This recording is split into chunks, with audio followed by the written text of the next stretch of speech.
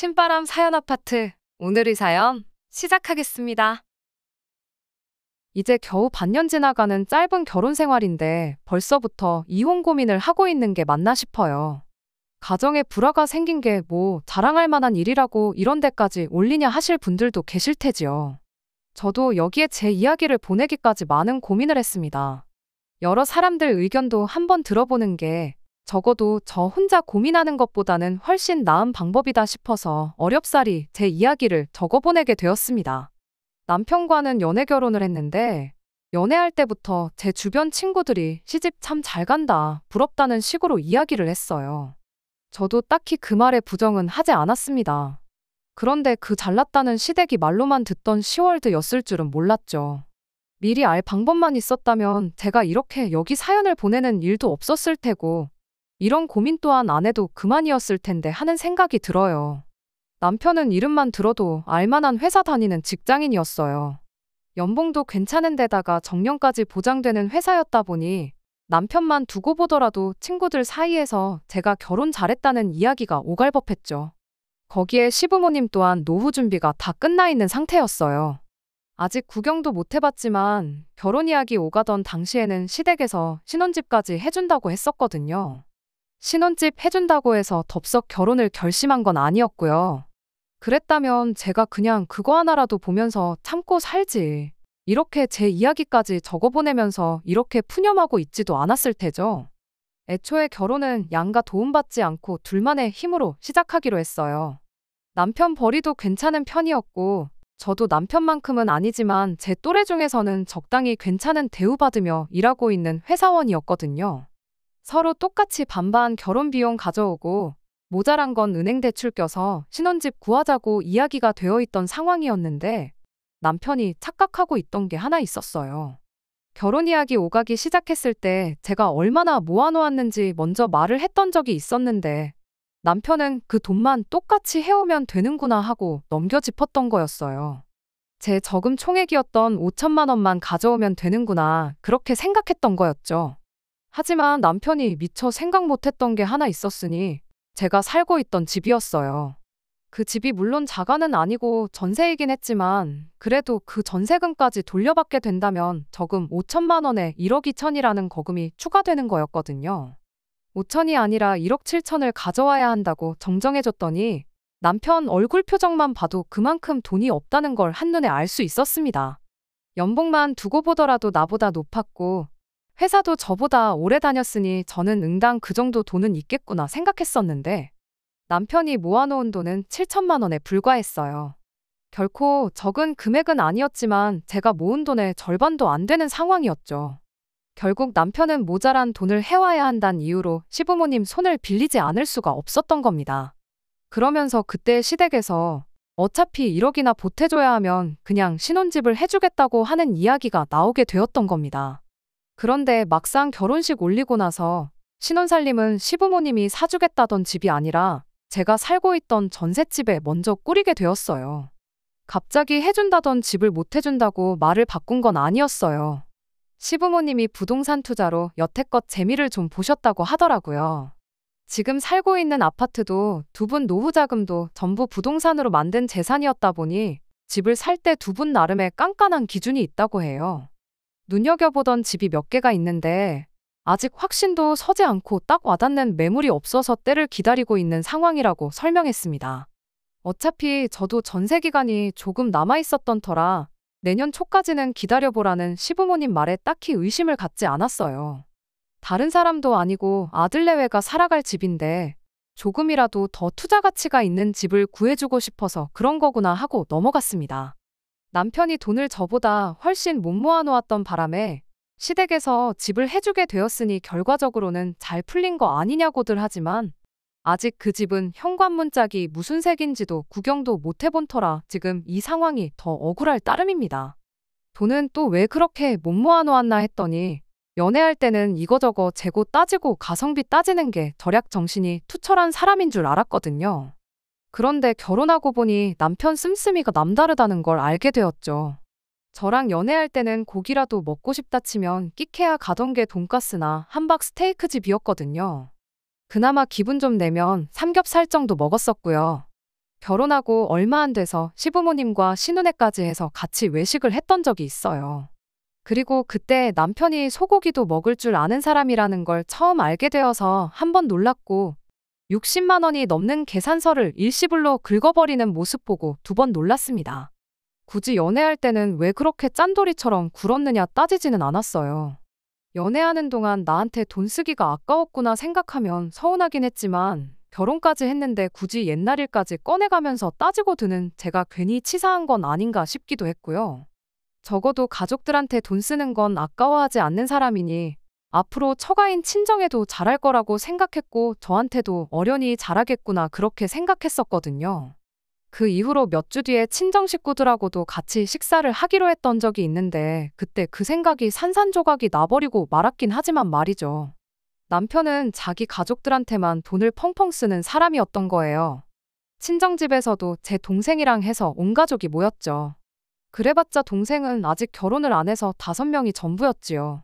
저녁 식사 어디서 하면 좋겠냐고 고기를 먹을까 동생이 좋아하는 장어구이를 먹으러 갈까 이야기 나오고 있었는데 남편이 자기는 치킨이 먹고 싶다면서 양념 하나, 후라이드 하나 이렇게 치킨 2마리를 시켜 먹자고 하더군요. 심지어 배달비도 아깝다고 근처에 치킨집이 어디 있냐 물어보더라고요. 자기가 가서 포장해 온다고 하면서요. 얼마 전엔 시댁식 구두라고 소갈비 뜯으러 가놓고 우리 집은 닭다리나 뜯자고 하니 어이가 없었지요. 심지어 5명이라 2마리만 시키면 1명은 다리도 한 조각 못 먹잖아요. 양념 하나 후라이드 하나면 배부르게 먹는다는 소리에 친정 부모님도 제 동생도 어안이 벙벙해서 있는데 제가 다 어이가 없어서 강제로 가족들 다 끌고 나와서 결혼 전에도 부모님하고 자주 가던 장어구이 집으로 향했습니다. 남편 표정이 못마땅해 보이긴 했는데 막상 계산할 때 되니까 자기 카드를 꺼내더니 시원하게 긁더라고요. 그 과정까지 열받았던 게 한두 개가 아니었지만 그냥 용서해 주려고 했는데 식사 끝나고 집에 와서 자기 통장으로 외식한 돈 입금해달라고 하는 겁니다. 그럴 거면 계산은 왜 나서서 했냐고 따졌더니 장인 장모님의 처남 앞에서 자기 체면 안 살게 얻어먹을 수는 없지 않았겠냐며 치킨 먹으면 맥주까지 해서 5만 원, 6만 원이면 끝났을걸. 저 때문에 괜히 40만 원이나 썼다고 징징대더라고요. 시댁은 소갈비를 뜯었는데 친정은 닭튀김 먹는 게 말이 안 되지 않냐고 따졌더니 남편이 그래도 우리 부모님이 집 해준다고 했는데 똑같이 가면 안 되는 거 아니겠냐고 하는 겁니다. 괜히 그걸로 싸움하고 그러기도 싫어서 그냥 알겠다고 말하고 35만 원 보내줬습니다.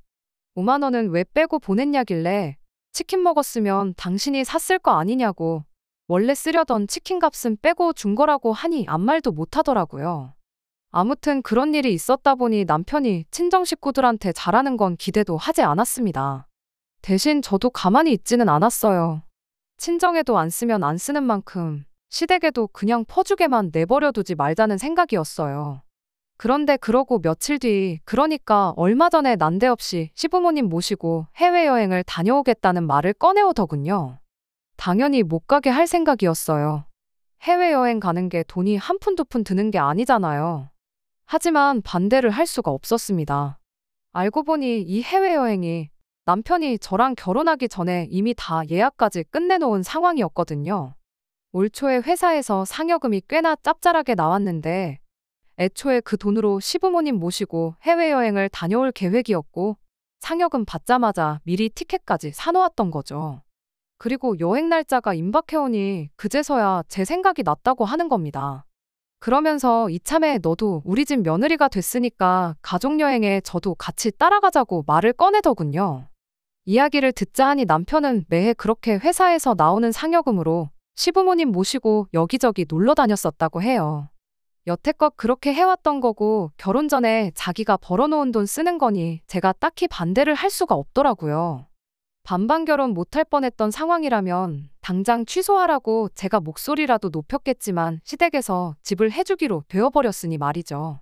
그래도 남편한테 앞으로는 상여금이 나와도 해외여행 같은 큰 지출은 상의를 해달라고 한마디 했습니다.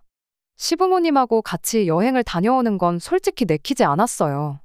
남편과 단둘이 다녀오는 해외여행이면 모를까 시부모님 모시고 해외여행은 엄두가 나질 않더라고요. 거기에 또 세 사람 것만 예약이 되어 있었다 보니 제 여행 경비는 제가 또 알아서 해야 했던 상황이었고요. 셋이 가는 거야 결혼 전에 정해놓은 거라 어쩔 수 없다지만 제가 끼면 제 여행 경비는 추가적으로 지출을 하게 되는 거니 그건 또 이야기가 다르잖아요. 남편은 돈 때문에 그러는 게 좀 어이없다는 반응이었습니다. 결론부터 말하자면 시부모님이 집을 해줬는데 거기서 우리가 아낀 돈이 얼마인데 여행 경비가 아깝다는 소리를 감히 하느냐는 소리였어요. 내년에는 여행 가자는 말 안 하겠다. 그래도 결혼 첫 해에 우리 부모님과 함께 처음 가는 여행 아니냐. 그런 큰 행사에 며느리가 빠진다고 하면 우리 부모님이 얼마나 섭섭해 하시겠냐 하면서 계속 저를 설득하더라고요. 언제부터 해외여행 가는 게 시댁 행사가 되었는지는 모르겠지만 그래도 남편 말이 아예 틀린 말은 아니었다 보니 일단은 알겠다고 같이 따라가겠다고 했습니다. 그 뒤로 남편한테서 여행 계획이나 이런저런 부분들을 전달받았고 수수료가 조금 들기는 하겠지만 여행 날짜 조금 조정하고 숙소도 다시 예약하고 그러면 애초에 준비했던 것보다 훨씬 더 싸게 다녀올 수 있겠다는 계산이 섰습니다. 그런데 제가 이렇게 경비를 줄였다는 사실을 남편이 그새 쪼르르 시댁에다가 전했나 봐요. 그 말을 듣고 난데없이 신우도 가족여행인데 가족이 빠질 수가 있냐며 자기도 같이 가겠다며 저한테 연락을 해왔습니다. 결혼하고도 가족들 모임 때문에 만나는 것 외에는 거의 왕래도 없었고 저한테 개인적으로도 연락 한 번 한 적 없던 신우였어요. 그간 가깝게 지냈다면 모를까 시부모님만 해도 버거운데 손이 신우까지 같이 여행을 간다니 안 그래도 불편한 여행길이 더 불편해지겠구나 싶었죠. 그러다가 제가 결국 여행을 안 가기로 했습니다. 이유는 별거 없었어요. 신우랑 심해부 여행 경비도 남편이 내주려고 들었거든요. 제가 암만 여행 경비를 줄였다고 한들 끼케야 몇십만 원 수준이었죠. 거기에 신우도 심해부도 말로는 따라가겠다 하면서도 돈 한 푼 보탤 생각이 없어 보였고요. 오롯이 우리 돈을 가지고 여행에 꼽사리를 낄 생각이었던 거예요. 그래서 내가 빠져줄 테니까 내 여행 경비만큼 해서 보태주고 모자란 건 신우 주머니에서 나가는 걸로 하라고 했던 거고요. 웃긴 건 그렇게 하니까 신우는 곧바로 심해부는 두고 가겠다고 나왔습니다. 말로는 가족들끼리만 오붓하게 가족여행 다녀온다고 그러긴 했지만 누가 봐도 자기 돈 한 푼 들일 생각 없던 게 눈에 다 보였네요. 그래도 차라리 잘 되었구나 싶었어요. 괜히 시부모님의 손이신우까지 해서 거기서 시달릴 생각하면 안 까고 집에서 푹 쉬는 게 훨씬 낫다고 생각했으니까요. 며느리랑 사위 빼고 가는 시댁 식구 가족여행 날짜가 다가오면서 시어머니한테서 연락이 왔어요. 며느리랑 사위 두고 가는 게 마음에 걸려서 외식이나 해야겠다고요. 걱정해주는 마음이야 고마웠지만 안 봐도 또 비싼 거 먹고 남편이 나서서 50만 원이고 100만 원이고 계산할 게 뻔했으니 제가 음식 준비해 놓겠다고 저희 집으로 오시라고 했습니다. 그렇게 여행 일주일을 앞두고 온 가족이 저희 집에 모이게 되었어요. 시간 맞춰서 주문 예약 걸어 놓았더니 시간 딱 맞춰서 배달이 오더라고요. 음식 준비해 놓겠다고 해놓고 남편이 했던 그대로 따라해 줬습니다. 그래도 6명이니까 치킨 3마리 시켰어요. 공평하게 닭다리 1개씩 뜯을 수 있으니 제가 나름대로 인심 좀 썼던 거였죠. 시어머니가 음식 준비해 놓는다더니 이게 뭐냐고 하시길래 남편이 친정 가서 저렇게 하려고 했었다고 하니 딱히 별말은 더 안 하더라고요. 대신 계산은 제 돈으로 했네요. 식사답지 않은 식사 끝나고 나서 신우랑 시어머니가 저한테 묻더라고요. 자기들 여행 가 있는 동안 저보고 뭐 하고 있을 거냐고 하길래 주말 동안에는 친정 가서 푹 쉬다 올 생각이고 평일에는 회사 때문에 그냥 집과 회사 오며 가며 할 생각이고 밀린 드라마나 몇 개 챙겨볼 생각이라고 대답했습니다. 그랬더니 신우랑 시어머니가 동시에 입을 맞춰서는 누가 네 계획 물어본 건 줄 아느냐고 하더라고요. 그럴 거면 물어보지나 말지 하고 속으로 생각하고 있었는데 거기다 대고 한다는 소리가 신우가 집을 비운 동안 저보고 심해부 밥 좀 챙겨주라고 하는 거예요. 제가 말을 잘못 들었나 싶었어요. 심해부도 두 사람이 뭔 소리를 하는 거지 하는 표정으로 어안이 벙벙해 있었고요. 그래서 말도 안 되는 농담 좀 하지 마시라고 재미없다고 제가 먼저 말을 꺼냈네요. 애초에 신우네 집이 저희 집에서 대중교통 타고 가면 2시간은 좋게 걸리는 거리에 있어요. 출퇴근 시간에는 또 차가 엄청 막히는 구간이 있어서 차 끌고 가면 더 오래 걸릴 수도 있는 거리고요. 그런데 어떻게 심해부 밥을 끼니 때마다 챙겨주냐고 말도 안 된다고 했죠. 그랬더니 시어머니가 해보지도 않고 안 된다고부터 하냐고 한마디 하더군요. 거기에 신우가 가세에서는 오며 가며 하기 싫으면 손님 방에 이불 깔아놓을 테니까 자기 집에서 먹고 자고 하면 되는 거 아니겠냐는 소리를 하는 겁니다. 어차피 이제 한 가족인데 뭐 불편할 거 있냐고 하는 거예요. 잠깐의 정적에도 두 사람이 표정 하나 바뀌지 않는 게 치킨 때문에 저한테 복수하겠다고 장난치는 게 아니고 진심으로 저러는 거구나 싶더라고요. 심해부 밥이 그렇게 걱정되면 여행에 데리고 가면 되는 거 아니냐. 나는 못한다. 아니 안 할 거다. 딱 잡아떼고 안 하겠다고 거절했습니다. 그랬더니 가족들끼리 가는 여행이니까 사위가 못 따라가는 거 아니겠냐고 또 말도 안 되는 소리를 하고 있는 겁니다. 방금 전까지는 한 가족이니까 불편할 거 없지 않겠냐고 신혼에 가서 먹고 자고 하면서 심해부 밥을 챙겨주라더니 이제 와선 사위랑 며느리는 가족이 아니니까 가족여행에 못 따라가는 거라는 소리를 하고 있으니 이 사람들이 단체로 정신이 나간 건가 싶었어요. 그러던 중에 옆에 있던 남편이 그래도 누나네 집이 이 거지 같은 집보다는 훨씬 좋다고 하면서 너도 여기 있을 게 아니고 누나네 집에 가 있는 게 더 나을 거라는 소리를 하더군요. 시댁에서 곧 집을 해주면 누나네 집보다 더 좋은 집을 해주겠다는 말을 하는 거 보니 또 아직 사주지도 않은 집을 가지고 생색을 내고 있구나 싶었죠. 심해부 밥을 챙겨주겠다는 말을 하지 않으면 아마 죽을 때까지 이 집에 있다 가겠구나 싶어서 일단은 알겠다고 대답해 놓은 상황이에요. 남편 포함 시가족들은 오늘 아침에 비행기 타러 공항에 갔고요. 신우랑 같이 있을 때는 심해부도 꼴 보기 싫었는데 심해부도 아닌 건 아닌 거라고 생각을 했는지 제가 밥 챙겨줬다고 말해줄 테니 신경 쓰지 않아도 된다는 연락까지 해왔습니다. 그리고 혼자 이렇게 이혼까지 고민하다가 결국 사연을 남기게 되었어요. 6개월 짧은 시간, 사실 큰 사건을 따지고 보면 몇 개 되지는 않지만 무슨 일 있을 때마다 시댁에서 집 해주면 시부모님이 해주는 집은 하면서 집을 빌미 삼아 모 친정에는 돈 한 푼 못 쓰게 하고 저는 저대로 자기들 입맛대로 부려먹을 생각밖에 없는 건가 하는 느낌을 지울 수가 없네요. 친구들한테도 전화통화하면서 털어놓긴 했는데 너 그렇다고 결혼한 지 6개월도 안 돼서 이혼할 거냐? 집 해준다는데 그게 어디냐며 저보고 참고 살라는데 제가 집 한 채 받자고 팔려온 것도 아니잖아요. 그렇다고 그 집이 제 집이 되는 것도 아니고 말이에요. 안녕하세요. 답답한 이야기였다 보니 후기 기다리신 분들이 계실까 싶네요. 아무튼 결론부터 말하자면 저는 이혼하게 되었습니다.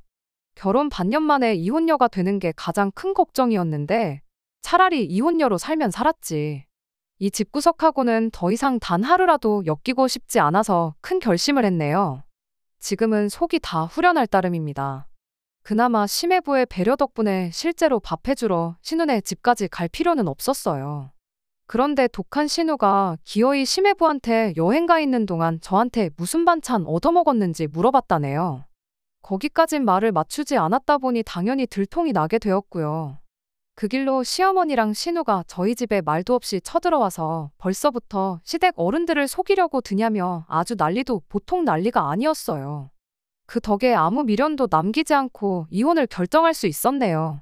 이혼한다고 하니 또 그놈의 신혼집 이야기가 튀어나오더라고요.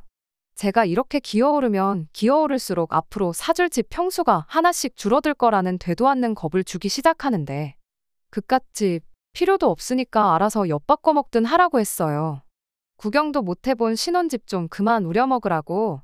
이젠 신혼집으로 골프장이 딸린 대저택을 사준다고 해도 싫으니까 그냥 이혼 서류에 도장이나 찍어달라고 했습니다. 당신네 동생이 아들이 그 잘난 월급 받아놓고 나이도 어린데다가 연봉도 낮은 내가 모아놓은 돈의 절반도 못 모아서 해준다고 한 거 아니냐고.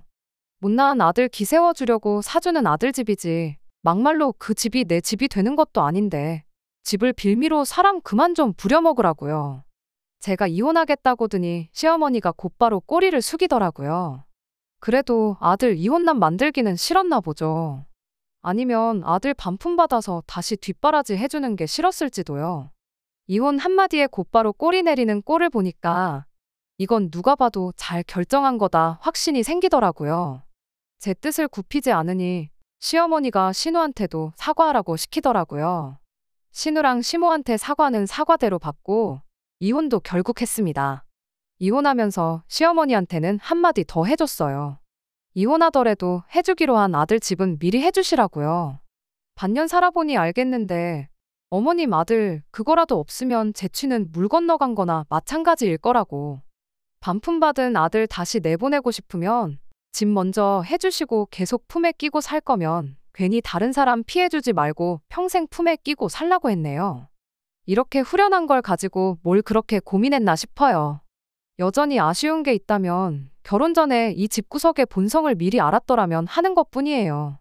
그럼 적어도 이렇게 제 감정 낭비, 시간 낭비 할 필요도 없었을 테니까 말이에요. 친구들 말 듣고 참고 지냈다간 제 인생만 불쌍해질 뻔했네요. 사연 보내기를 잘했던 것 같아요. 보내주셨던 여러 의견들 덕분에 제 스스로 제 인생을 구제할 수 있었네요. 제가 앞으로 더 행복하게 지낼 수 있게 이번에는 좋은 이야기 많이 남겨주시길 부탁드릴게요. 끝까지 들어주셔서 감사합니다. 오늘의 사연은 여기까지입니다. 구독과 좋아요, 알람 설정 부탁드리고 더 좋은 사연으로 다시 찾아뵙겠습니다. 감사합니다.